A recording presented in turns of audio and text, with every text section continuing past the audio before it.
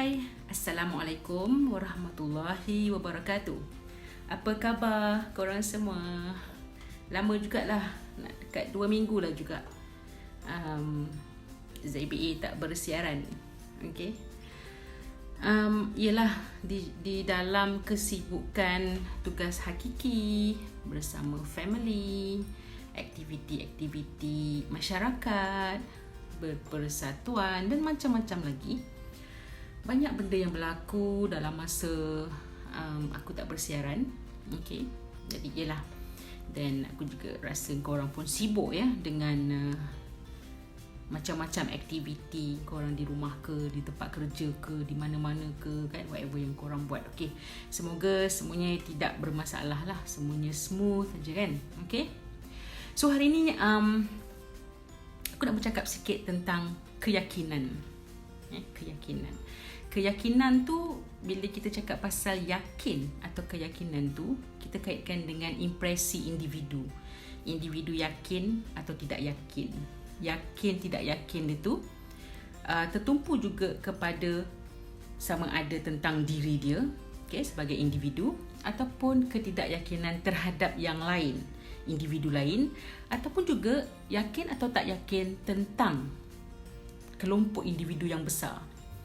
Okey, apa yang ingin aku sentuh di sini adalah kadang-kala ketidakyakinan kita. Sebagai contoh, ketidakyakinan adalah satu impresi yang negatif.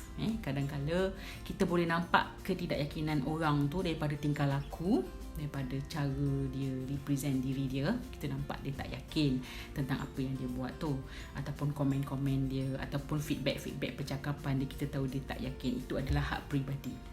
Tetapi apabila kita berasa tak yakin tentang kelompok yang besar, kadang-kadang kita kena tengok surrounding. Untuk melahirkan ketidakyakinan kita tu, kadang-kadang kita perlu fikir dengan matang bahawa ada kalanya aku nak cakap aku tak yakin dekat satu benda yang besar tu di public. Di public, kita kena fikir dia punya consequences, akibat.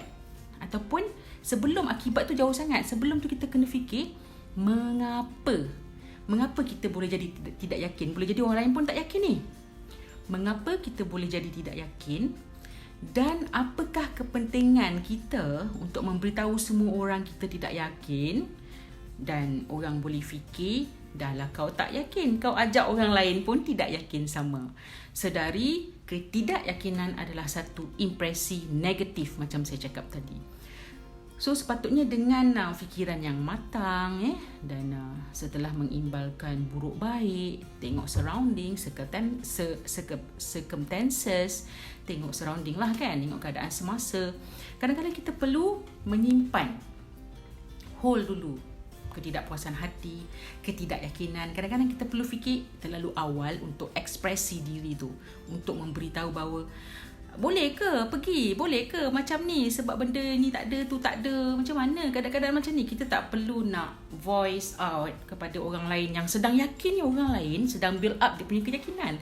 And then so sudden kita datang, kita cakap yang negatif. So it was like demotivate orang yang sedang membina keyakinan, terutamanya orang-orang yang baru.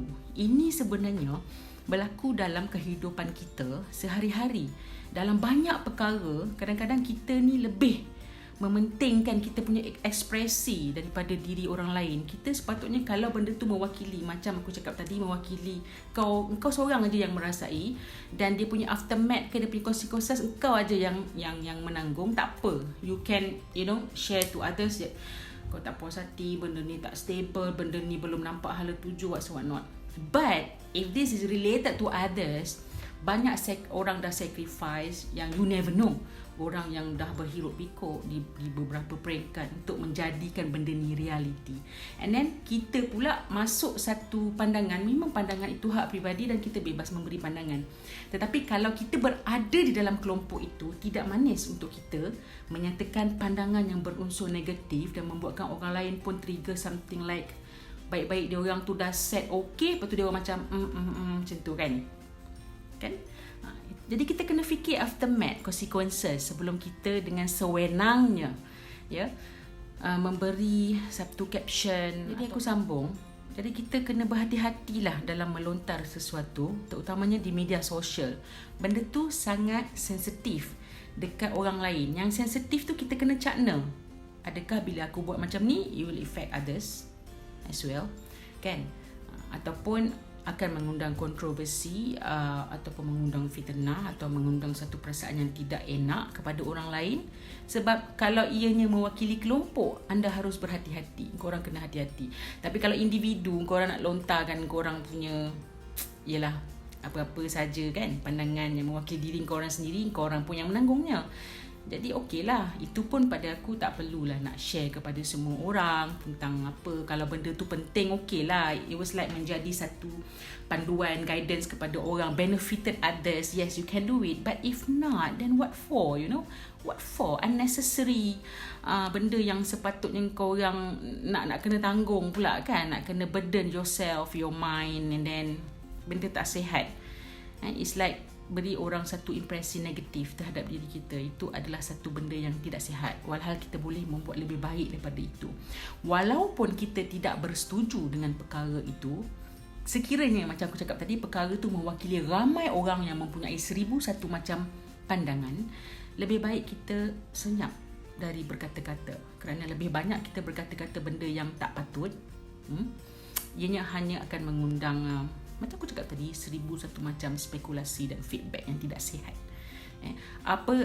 Kita boleh juga memberi impresi yang positif, cakap pasal benda-benda yang less controversial, kontroversi yang sedikit lah, yang impact dia tak teruk sangat kan. Boleh jadi seorang yang berani speak out, you need to voice out, tapi biarlah kena caranya supaya anda dihormati. Respect is earned, not given. Jumpa lagi kat posting aku yang lain. Assalamualaikum warahmatullahi wabarakatuh.